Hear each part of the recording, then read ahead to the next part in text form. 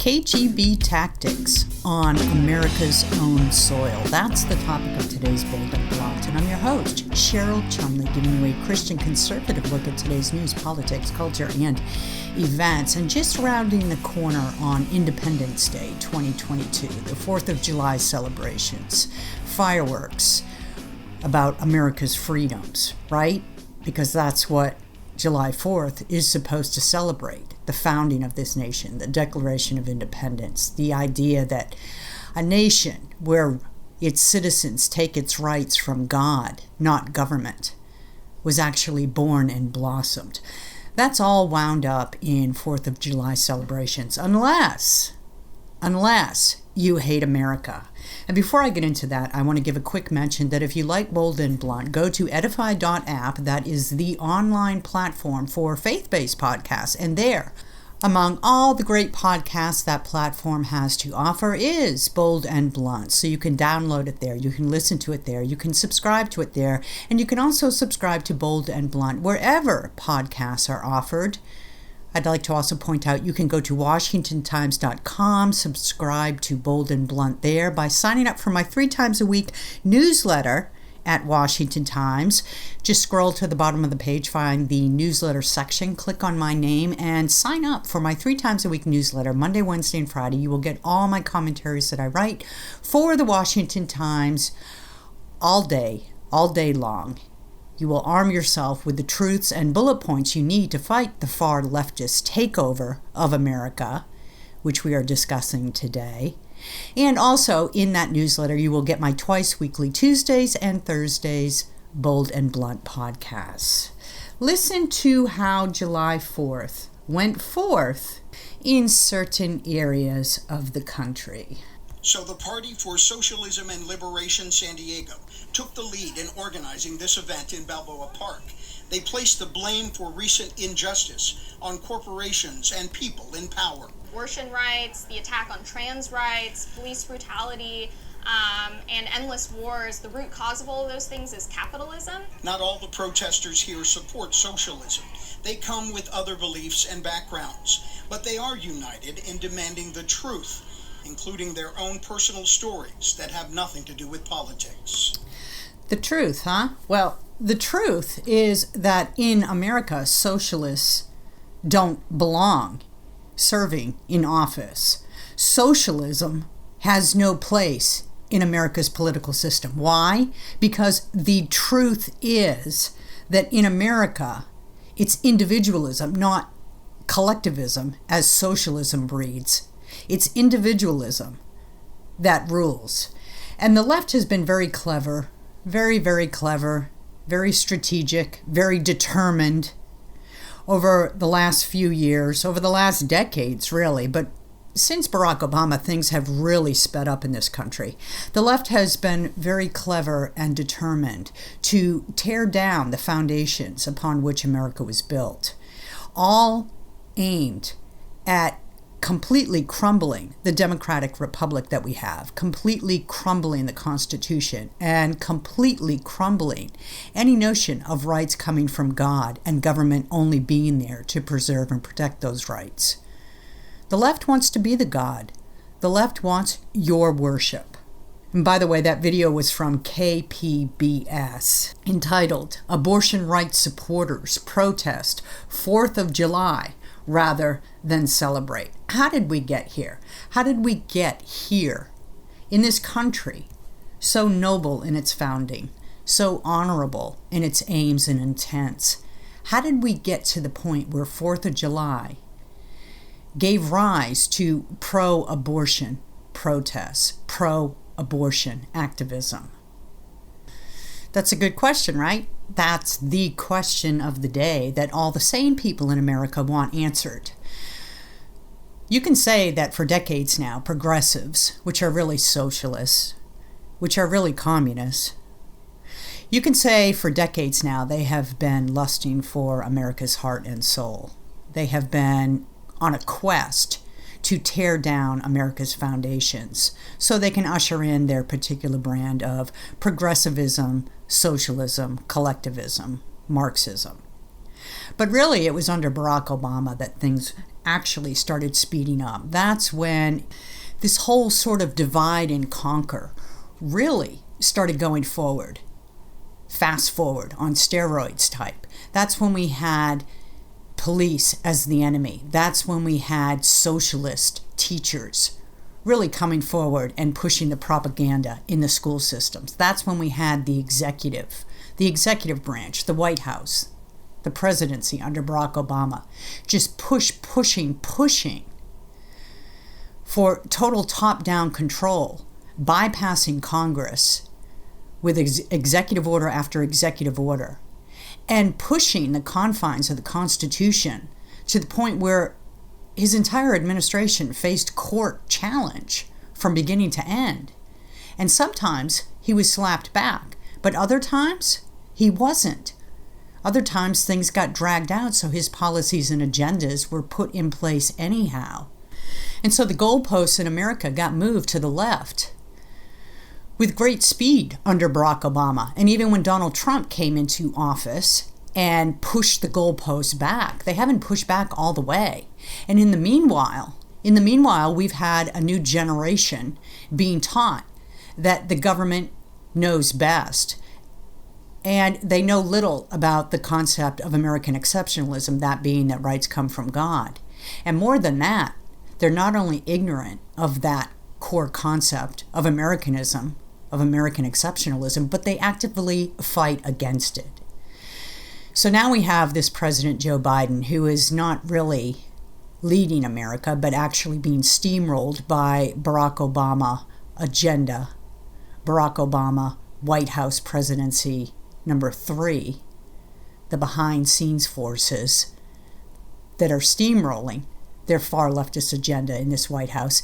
Now we have this new president who is basically fast-forwarding even more of the far left agenda, which is to say to cripple and crumble America.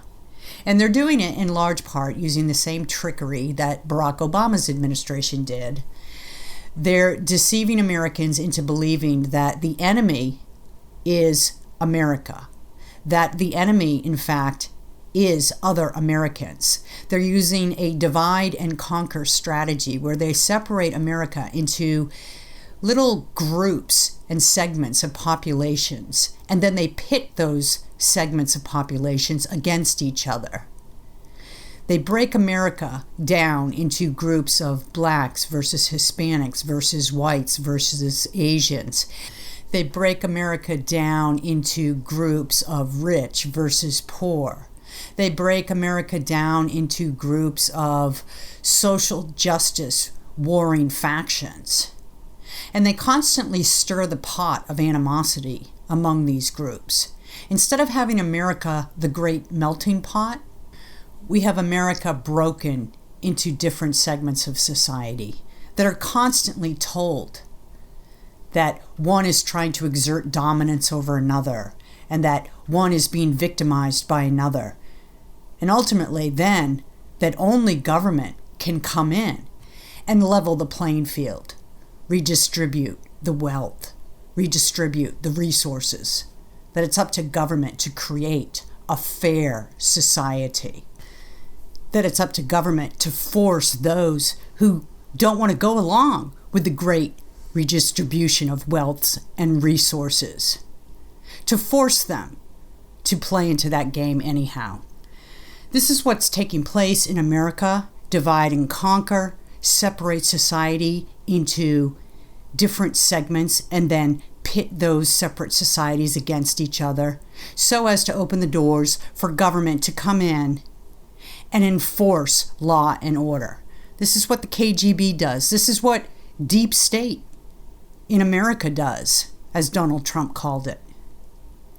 And what's worse, though, is that this is the way youth in America are being taught to go. And that is the ultimate peril in America. America's youth are being brainwashed to hate America, to actively fight against America, and to bring forward a type of America that founding fathers never, ever envisioned for this country. That right there is the truth about what's taking place in America. And thankfully, I have a great guest today, Bill Federer. He is a nationally known speaker, a best-selling author, the president of a publishing company that's dedicated to researching and reporting on the truths of America's very honorable history.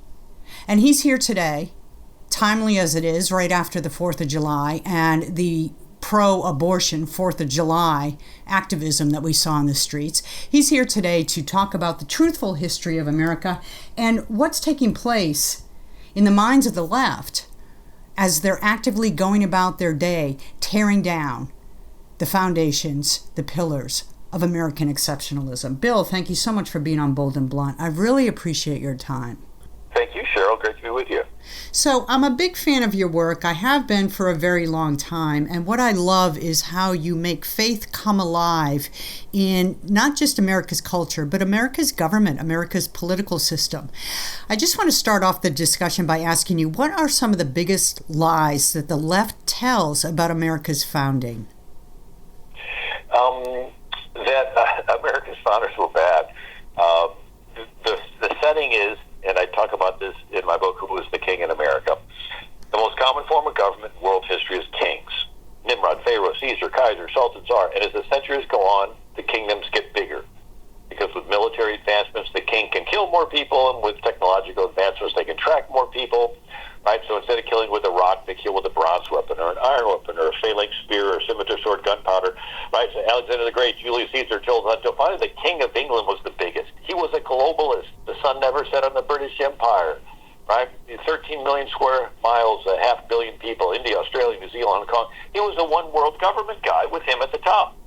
And America's founders didn't like a one world government guy telling us what to do, so they broke away and flipped it and made the people the king. So kings in Europe, kings have subjects who are subjected to the king's will. Democracies and republics have citizens. The word citizen means co-king. You're a citizen of America, you are a co-ruler of America. So our founders, for all their faults, gave us a present. And the present is, you get to be in charge of your life, and all of us together are in charge of the country.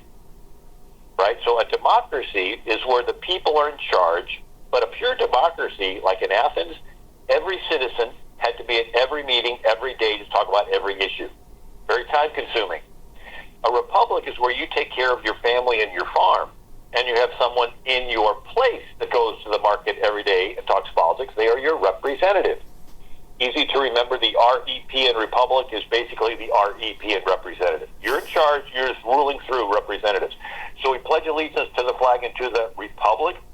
We're basically pledging allegiance to us being in charge of ourselves.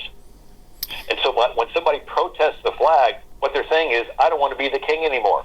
I protest this system where I participate in ruling myself. It's like, really? Somebody else will be glad to tell you what to do. Right? And so in order to get rid of that and go back to a dictatorship, and I wrote a book on socialism, Lenin said socialism is a transition phase to communism, and Karl Marx says communism can be summed up in one sentence: abolition of private property. You're basically back to a king. So socialism is basically a sales job for a dictatorship. Anyway, so America's founders took the power of the king, gave it to the people. So you have a worth because you're made in the image of the Creator. Whether or not you're a male or a female, whether or not you're a Muslim or a Brahmin in the Hindu caste system, or whether you can contribute to the state or not contribute, you're worth exactly the same because you're made in the image of God. And this God says there's no respect of persons in judgment. Everybody's the same. There's no royal family somewhere to butter up next to. So you're empowered as an individual in the system that America's founders gave us. It's a change in the polarity of flow of power. So the top down, ruled by governments and kings, it's ruled bottom up by we the people. And so anyway, that's what America's founders gave us. Imagine if somebody wanted to give you $10 million. Are you going to say, no, wait a second, have you ever done anything wrong in your life? Because if you have, I'm not going to take your money.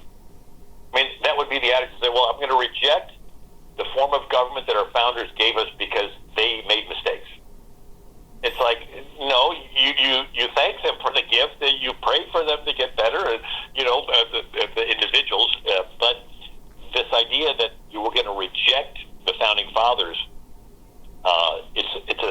socialist tactic called deconstruction.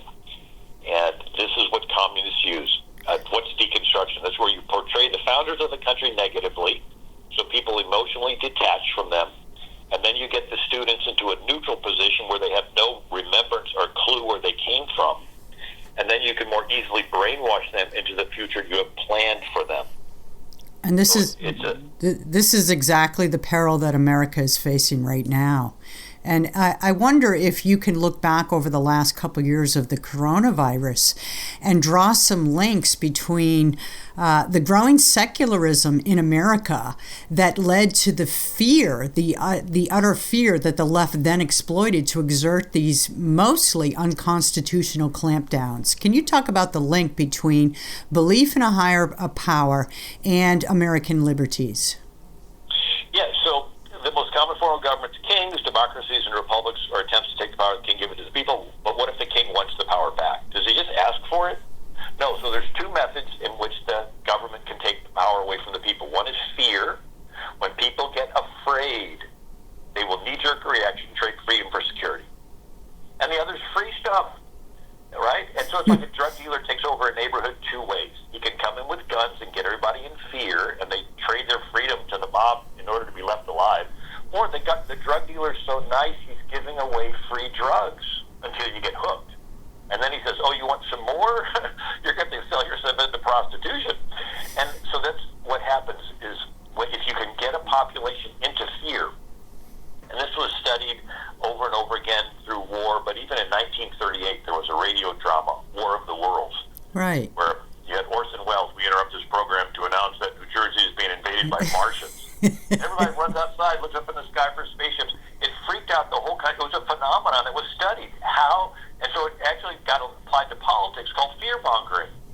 How you could motivate a populace through fear. And then the other is free stuff, which is the Great Reset. Is where you tank the economy so that nobody can survive, so they all have to go to the government, say help, and the government says, well, here's help, here's a check. And then you begin to get dependent on the checks. And then they say, oh, you want to continue to get your check, you're going to have to give up this freedom and that freedom and so forth. So fear. So the Bible over and over again says, stay in faith, right? Fear not, fear not. Tells Joshua to go into the promised land and says, fear not. Tells Jeremiah, don't fear their faces. The Bible says the fear of man bringeth a snare. So whenever you're afraid, you're about to be trapped. And then the other scripture is every man is drawn away of his own lust and enticed. And so being the free stuff, the lust, that's an enticement, that's a trap. And so I study in my book on socialism, how do you get a population into fear? The typical way is you get people to stop identifying with the country, get them to identify with subgroups, and pit the subgroups against each other to cause fear to spread. And this is how the British took over India. Right? The British came in 1714 to Bengal and opened a trading post that turned into a trading fort that turned into them having guns, and they would give guns to one kingdom and guns to another kingdom, and then they would stir up animosity between the kingdoms until it broke out into warfare. And when these two kingdoms beat each other up, the British would come in and conquer both of the weakened kingdoms, and they did this again and again until they took over all of India, a quarter of the world's population, and eventually Britain went on to become the biggest empire in the world. And so the strategy of going into a country and breaking them into groups, Karl Marx called it critical theory. So you identify all the subgroups in the country, economically, racially, religiously, ethnically, and you'd call some victims, others oppressors, haves and have-nots, and you would orchestrate protests and riots, and when it broke out into bloodshed, everyone would panic, and that's when they could usurp power and set up their communist dictatorships. CIA and the KGB would do these tactics throughout the Cold War. We're just seeing them done on our own soil right now. Exactly. And, you bring up the Great Reset, and part of the Great Reset is being advanced by those in the scientific community who are largely secular and atheist in bent. So that tells me that they know little of the concept of God-given rights, which is what fuels American exceptionalism. And I notice among your, what is it, like 1,000, 2,000 books that you've written, but I noticed that you have this book that came out in January of 2021, and it's called Miraculous Milestones in Science, Medicine, and Innovation, and the Faith of Those Who Achieved Them. I find that very timely and interesting given the whole coronavirus clampdowns were pushed by those of mostly secular and atheist scientific mindset. And yet you found in this research, no doubt, plenty of those in the scientific community who are filled with faith. Right. So it was Christians that invented hospitals. So Greeks, Egyptians, they had their pseudo medical care, but it was only for the wealthy that could afford it, and it was like putting, dung on your wound and like getting high on something and letting snakes crawl across you, whatever. Ancient Israel came up with the idea of washing and even pouring water through activated charcoal ashes, to cleanse it. And but still, it was Jesus that said, "I was sick and you visited me." That Jesus gave the parable of the Good Samaritan got beat up, poured in oil and wine, took him to an inn, said, "Take care of him when I come back." And so the early church immediately started taking care of the sick and the poor for free. And there was a St. Basil of Caesarea that opened a hospital. Now the word hospital is interesting. The 325 AD, Council of Nicaea, said that all these people going on pilgrimage to the Holy Land, and they would show up worn out. And so the decision was made that every cathedral should have an infirmary. And the word for pilgrim or traveler was hosp, H-O-S-P. That's where you would get the word hospitality. And so they would call the places hospitals. And then in the 5th century, there was the plague of Justinian in Constantinople. And 15 million people died. And St. Samson the Hospitable takes the people into his house and doctors them up, and they survive. And then you have the bubonic plague from China, of all places, and it comes on the fleas, to the rats, to the boats, and gets off around 1347 in Europe, and it spreads. And about 75 million people died. And it was Christians, instead of running away, they ran to, and they had an order of election brothers. Instead of people throwing their bodies, their loved ones out in the street, the election brothers would collect them and give them a Christian burial, and then have hospice care if they weren't dead. And then you had the Sisters of St. Joseph, and the Sisters of Charity of St. Vincent de Paul, and they opened the first hospital right next door to the Notre Dame Cathedral. They started hundreds of hospitals across Europe, and matter of fact, so much influence that the nurses had came from the nuns' habit. Remember the nurses used to wear that little hat that was, probably pinned onto their hair? That came from the nuns' habit. Wow. And the first hospital started west of the Mississippi was the Sisters of Charity of St. Vincent de Paul. And so basically it was Christians that 8 of the 10 largest hospital corporations in America were started by Christians, and then a lot of Catholics, and then Presbyterians, Methodists, and Seventh-day Adventists, and Lutherans, and so forth. The government's a latecomer to all this. And what's happened is the government has weaseled its way in, and now is telling people of faith, give up your religious convictions. Do this transgendered sex reassignment surgery, whether you like it or not. Do an abortion, whether you like it or not. Get vaxxed or unvaxxed, whether you like it or not. In other words, get rid of the very Christian convictions that invented hospitals. It's amazing how they can skew history. And then look, churches even bent to government's will and closed by government order under the last couple years of the coronavirus. I just want to finish with this one last question. I can't believe our time's almost at an end, but this goes so quickly chatting with you. But I have heard you speak sometime in the last couple years where you talked about the requirement to serve in America's early founding years. You had to be a Christian in order to serve in public office in certain states, and that was an actual requirement. And I just wonder if you can flush that point out really quickly and also clarify, was America founded on Christian principles or Judeo-Christian principles? Was America founded as a Christian nation? Because that is oftentimes the dispute that takes place in matters dealing with such discussions. Yeah, so Western Europe was Catholic. Catholic, and then the Muslims invaded and surrounded Vienna, Austria in 1529, and the King of Spain tries to stop him and can't, and so he does a deal with the Protestants. The Reformation had started in 1517. It's called the Peace of Augsburg of 1555, and it lets every king decide what's going to be believed in his kingdom. It was a big deal. And so the attitude was, look, we don't agree on religion all the time, but we're being invaded by these Muslims, so let's work together to stop this.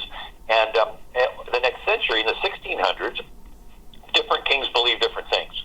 So England was Anglican, Scotland was Presbyterian, Holland was Dutch Reformed, Northern Germany and Sweden were Lutheran, Switzerland Calvinist, Holland Dutch, and Italy, Spain, France, state Catholic, Greece was Greek Orthodox, Russia was Russian Orthodox. It was one denomination per country in Europe. And if you didn't believe the way your king did, you were persecuted, you fled. So this is mass migration, people shifting from one country to another, wars. And those are the ones that spilled over and founded colonies in America.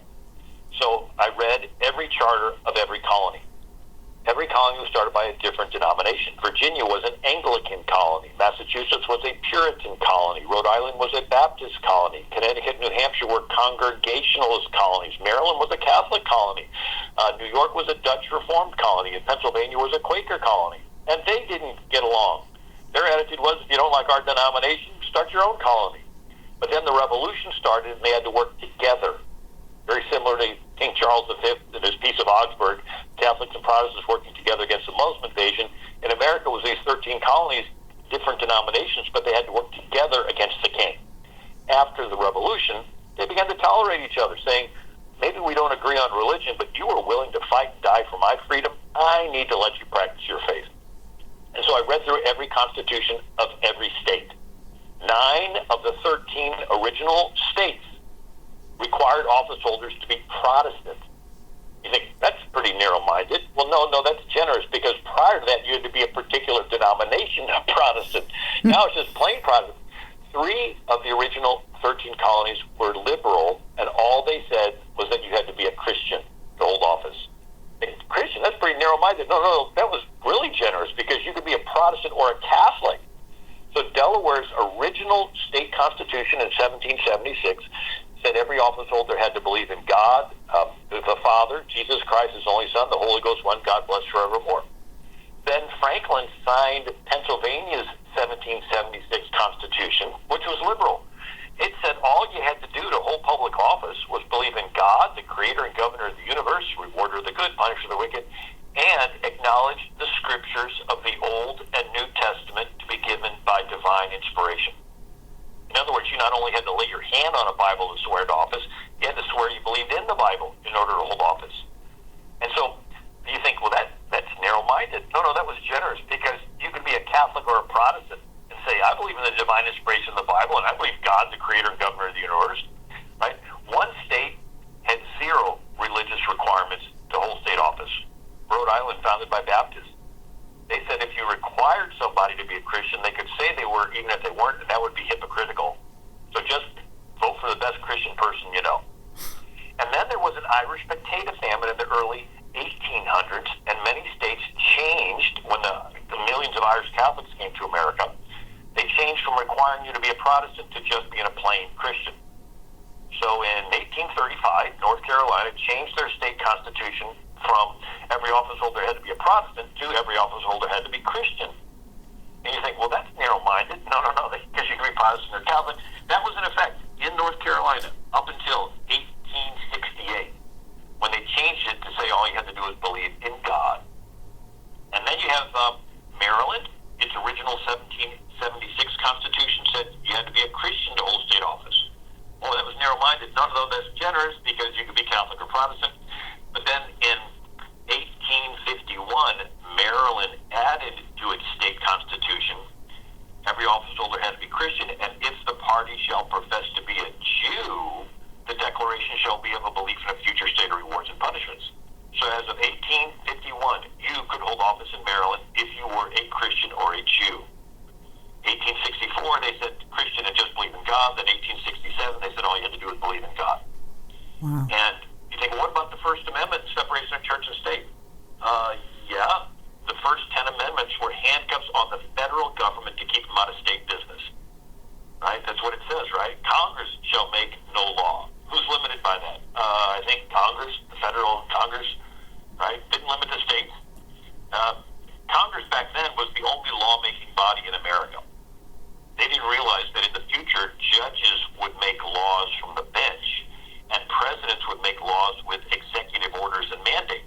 If they would have seen that, they would have said, Congress and the President and the Supreme Court shall make no law respecting the establishment of religion, nor prohibiting the free exercise thereof. Why? Because religion was under state's jurisdiction. It's amazing when you get the truthful history of America versus what's put forth by the left in today's modern society. Bill, I wish I had more time to chat with you. You're going to have to come back on and talk more about these issues. I know that you have a website, AmericanMinute.com. Can people sign up for your newsletter there? Yes. Thanks for mentioning that, Cheryl. AmericanMinute.com. I send out a daily email with something in history that has application to what's going on today. Bill Federer, you are a national treasure, very important, very crucial to today's debates on where America should head. I want to thank you so much for your time for Bold and Blunt. Well, thank you, Cheryl. Anytime. We wouldn't have a problem in America if the truthful history of America was consistently being taught in the public school system. We just wouldn't, because the next generation of American leaders would know the concept of American exceptionalism and why American exceptionalism is so crucial to maintain on the world stage. It's not just America's freedoms, but it's the entire world that looks to America as that light on the hill, as that shining light on the hill, that beacon of freedom, that looks to America as the hope of the free world. Thank you for listening. I want to remind you that Bold and Blunt is available at edify.app, the online platform for faith-based podcasts. And I also want to mention that you can get my latest book, Lockdown, the Socialist Plan to Take Away Your Freedom, anywhere books are offered. That is to say Amazon, Barnes & Noble, Books A Million, Target, Walmart, anywhere books are offered. Check it out. Hope you pick up a copy. And don't forget, check out Bill Federer's website. Sign up for his newsletter. Help keep the truthful history alive in America. Thank you for listening. Tune in next time. And in the meanwhile, stay blunt, stay bold.